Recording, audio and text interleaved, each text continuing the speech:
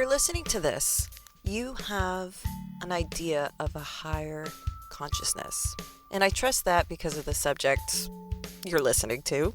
Psychic intuition, mediumship, soul abilities, stuff like that. But have you ever thought about how you've coped with not having that higher consciousness through all those years before your higher consciousness kicked in? I developed a term called psychic coping. And the idea behind the term is where you naturally tap into your soul senses, your soul abilities. You just can't make sense of it. You develop ways of coping. And so you develop symptoms, you develop traits, you develop different things to cope with this tapping of higher consciousness that hasn't fully bloomed yet. And there are different ways that we cope with it, that cope with those psychic senses, those soul senses, those soul abilities that are always there. They're always in the undercurrent, and they're just waiting to be found by you. And so this episode starts a 3-episode series where we talk about psychic coping. This first episode is where we're going to talk about internal imbalance with the absence of awareness. That's this episode on NextGEN Medium, the podcast.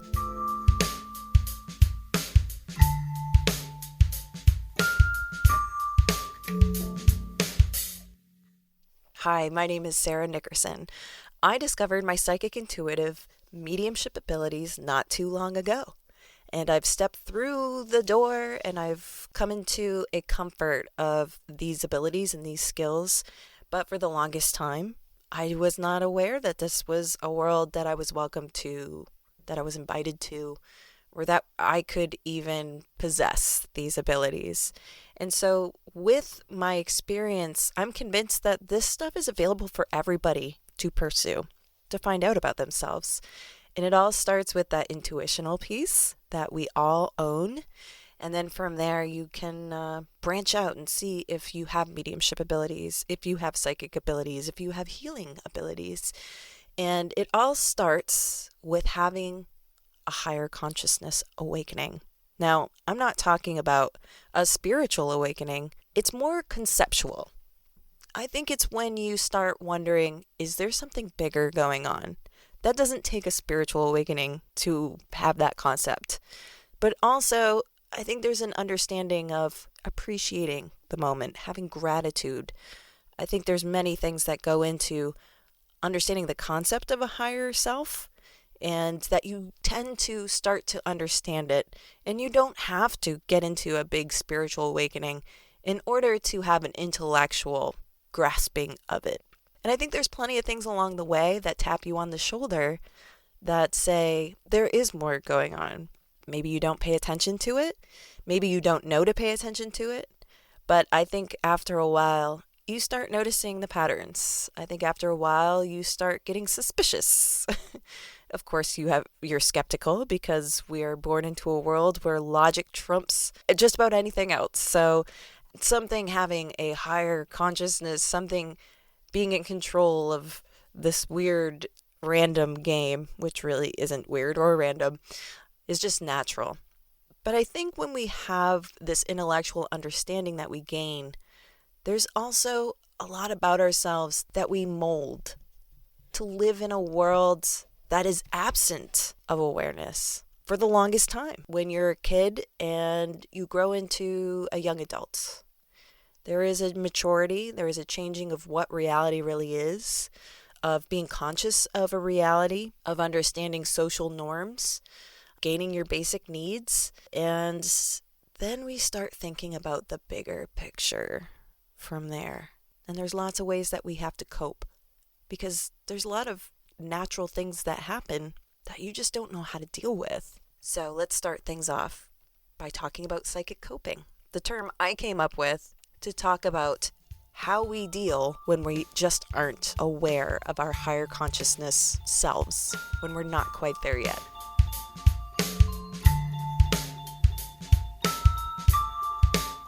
Okay, so I made up a new phrase.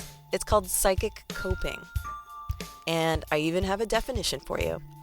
How humans adapt to surviving with underdeveloped soul abilities and soul senses. So let's put it another way. You have these abilities, you have these senses. They're always there. we just have this weird society where it just can't accept that these are things, even though it's very natural for us to experience psychic premonitions or maybe seeing someone who's passed as if they're physically in front of you, and logically you know that person is not around anymore. And I've come across multiple stories. This never happened to me, but I've come across multiple stories where people experience this. And I'm sure they come across it and they're just like, oh my God, I'm going crazy. We have to try to be logical about these things, you know? And sometimes what we deem as logic is actually kind of illogical when it comes to being a human being. So let me explain this term just a little bit. So I'm going to break it down. How humans adapt to surviving with underdeveloped soul abilities and soul senses. So adapting. We've had to adapt when it comes to avoiding our instinctual sensing and utilization of our sixth sense. There is naturally some development of soul abilities and soul sensing we inadvertently accomplish. We're just not quite aware. Maybe we don't realize that this is quote unquote uncommon, or maybe we believe it's uncommon because nobody really talks about it. There's a lot of stigma behind this stuff. So also, when we talk about those survival skills, we're talking about how this term implies the importance of our soul abilities and soul senses in that it serves as a survival tool. When we look at that first bullet point, adapting we've had to do when it comes to avoiding our instinctual sensing and utilization of our sixth sense.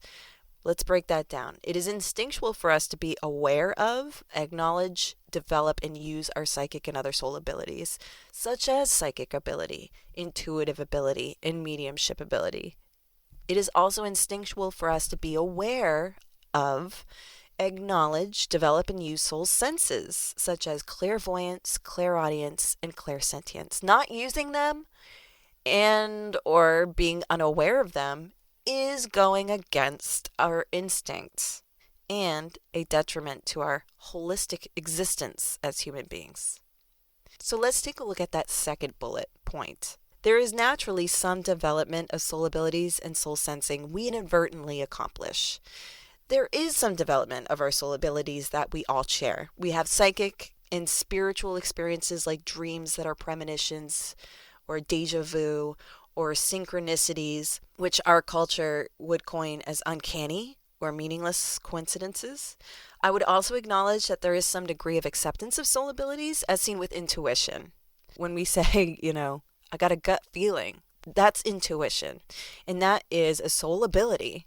And it's something we each share. In our culture, that is probably the closest we can get to people accepting soul abilities. It's just, I don't think people realize that that is a soul ability. That is being in touch with your higher self and listening to that higher self.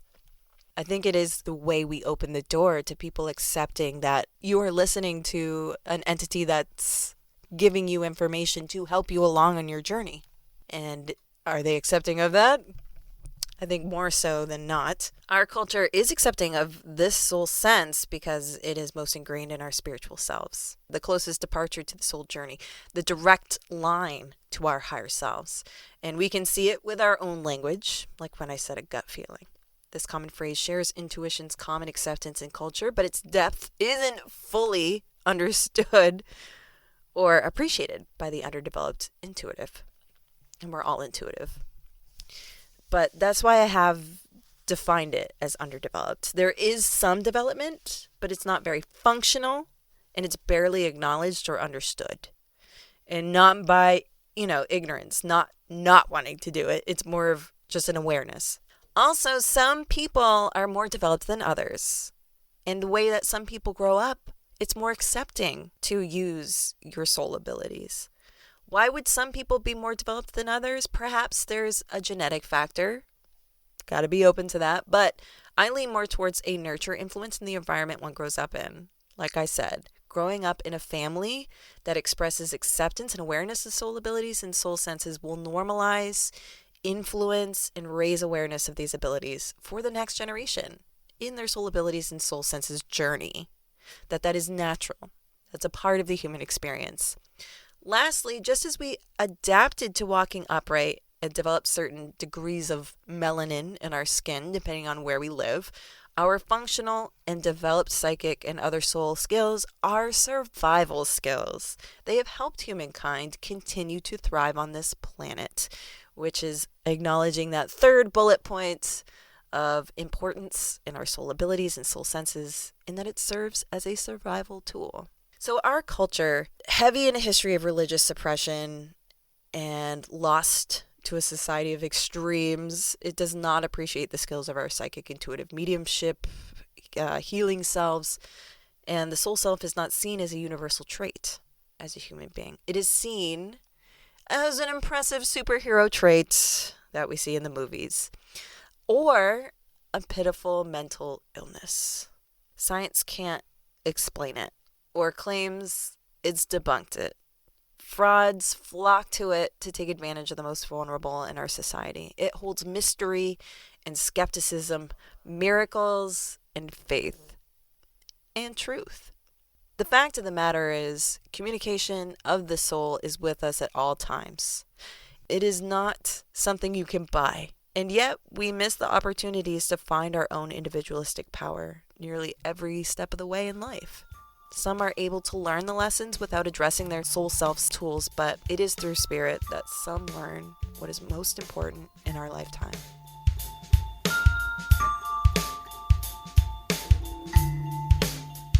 It is understood that in our earlier childhood years, we are seen as imaginative beings. We are capable of learning so much, capable of having the purest energy, and capable of learning our cultural norms. And in some instances, as things stand now, we are the closest to our soul selves, our higher selves, at this young age. Our newness to this world of possibilities comes with little understanding of the reality, of the boundaries that we adults have to deal with. But we are capable of infinite openness as children, and we are awash in super creativity. As children, we're at peak time to develop soul awareness and to start understanding our psychic and soul abilities, just as we are able to learn about abilities like how to ride a bike, or learn to tie our shoes, or learn to read a book. Unfortunately, we live in the culture that we live in, and the opportunity is lost. There is some movement towards the importance of mindfulness, where meditation is seen in classrooms across the United States, which is a great start. And there are plenty of religions around the world where having that moment of reflection, that individualism of connecting with a higher being, where that is valued, having that quiet time, that reflection, finding that place where the soul can speak. And these are good things. And when it comes to, bringing meditation into the classroom, this will help get the ball rolling with a generation of children being able to sit in their own energy, in their own power, to realize that they have control and not be victims of what we're experiencing every day. These people that are in the extremes, they have to have their tribes because they can't deal with self-identity. And this is one of the ways that we can help, is to have this kind of stuff in the classroom. These are opportunities to have children experience quieting the mind and finding the place where the soul can speak to the mind and the body quietly and focused.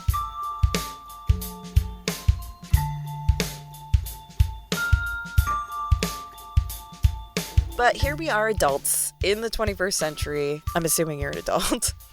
Unless you're some, 8-year-old listening to this. Hey, good for you. How does our ageless soul adapt to an anti-instinctual reality that is based merely on the existence of a temporary body? It does not do very well. And as a child, you're boundless. There is a lack of awareness to the confines of society's judgment and expectations. So you grow purely by your own fascination, your own instinct and curiosities, until you hit the wall of culture's demands of you. What's expected of you from our society. At this point, you're expected to do as you're told and be the human being that other people want you to be in ways that suits them, or that our culture can benefit from you being around. And you're taught to prioritize your attention with money, making tasks, to put that at the top of the list, for imagination and independence to be at the bottom of the list. So you need to do the important stuff first. It's even prevalent as soon as we hit middle school, it feels like, or fourth grade even. Math and science, those are the priorities. And then imagination can be fulfilled if it's affordable. Yeah, so like cutting music and art, they will do that in the education system. But if you cut math and science, then it's a big friggin' deal. One's own mind does not hold too much value unless it can regurgitate formulas, state capitals, and select the correct A, B, C, or D option. And then once regurgitated, we just easily dispose it and forget it. And then we got to learn a whole bunch of new things. This is like our school system, But this is also everyday life for us adults. Understanding one's own soul skills is only a piece of a spiritual puzzle that we all have the birthright to explore. Unfortunately, our awareness of our individual spiritual journey or importance in exploring it for ourselves becomes suppressed as we get older. And ultimately, our spiritual journey is decided unimportant or non-existent once we get into formal education. There is no priority to discover and define our own purpose through our instinctual spiritual selves. Yet, through our instinct, we are aware of an imbalance. We are not participating in the conversation with our soul. We know it, and we don't feel right about it. So with that being said, there are ways that we identify imbalance, that we know something's up, that we know something doesn't feel right. And I have 4 ways that we identify imbalance. I'm not saying these are the only 4 ways. I'm saying this is a start, okay? And if you can identify with any of these, then you understand. Then you understand that there is an imbalance. And you have felt it before. And maybe you have felt it maybe your whole conscious adult life, like me.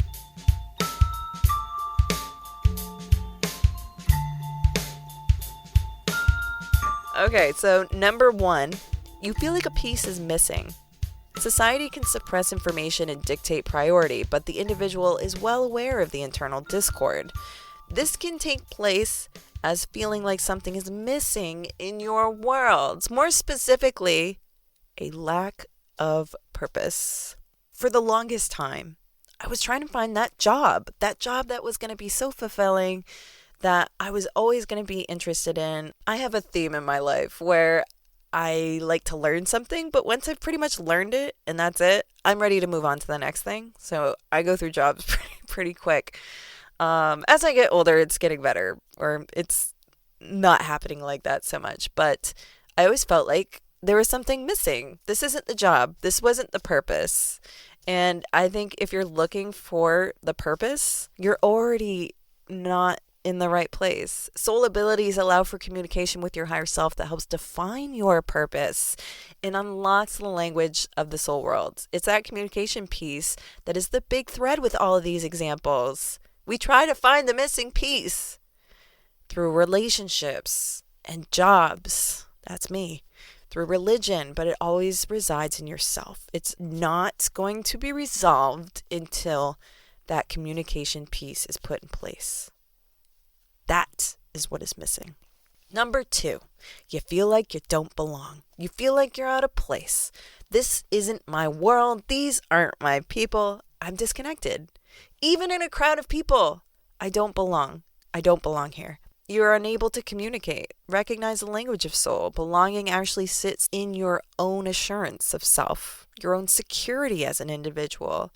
You don't belong because you don't belong with yourself. There's something off. There is a schism going on inside of you. There's a disassociation of you being in line with your higher self. That's what that is.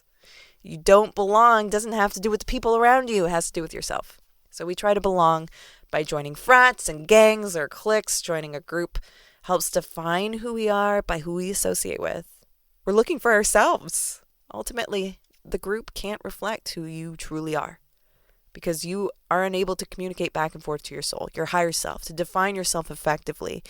And maybe if you find that you go through friends pretty quick, maybe it's because you're trying to find yourself. And if you don't know yourself, then you're never going to find the person that you're looking for, the group that you belong in. Another thing is you don't feel like you have a sense of control. This is huge.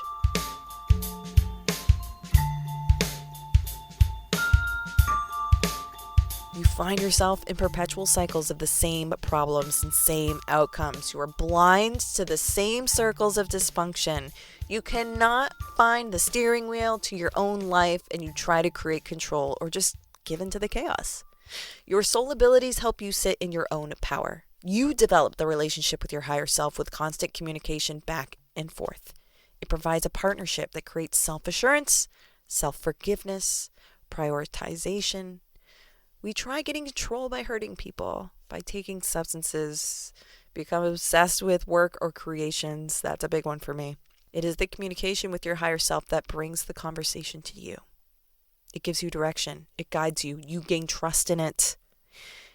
Gaining trust that something else is in control. You have some accessibility to that steering wheel. You do. But once you learn that you're not in complete control, it feels pretty good, actually.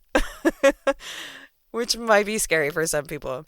And ways that you can develop that language is with synchronicities, and you can check that out at my blog at nextgenmedium.com. Number 4 is that nothing is fulfilling. You're never satisfied. Sex is great until it's over. Then you're back to where you started. Same for relationships, food, cigarettes, satisfaction. It's fleeting. It's never constant. You're always trying to find that happiness, that one thing that can't disappoint. Your spirituality helps ground you in satisfaction. It sets your expectations that every little thing that brings happiness is something to be grateful for. And gratitude brings more gratitude by lifting your vibration. You attract likeness. You attract likeness. You attract what you give. We try to find satisfaction in alcohol and people and work. Man, we really use work and people a lot to try to fulfill our own problems. But one thing to learn is how we see our world through underdeveloped soul senses. Going outside of oneself does not create change, though at times it does seem to work out, but just for a bit, and then you're right back to where you started. The changes we need to do needs to be internalized, and sometimes it just needs a light to be shown on it, and there needs to be an awareness to even know that that's a thing.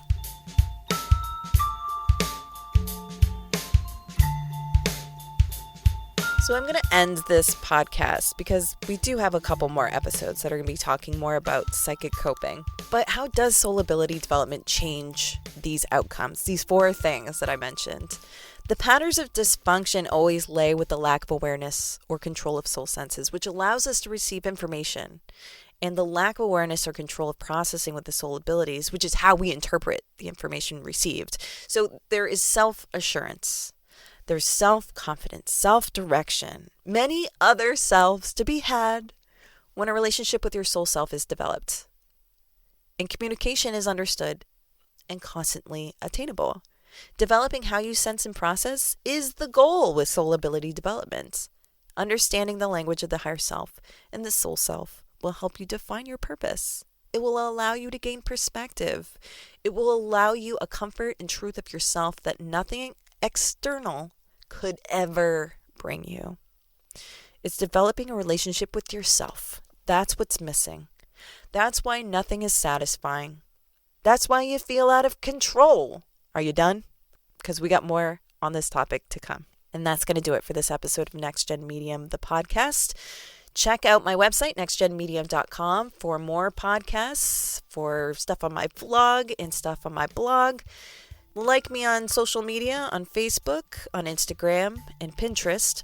And if you want to set up a session with me, maybe you need a few things clarified, sign up for a development session on my website, nextgenmedium.com, or just get a reading.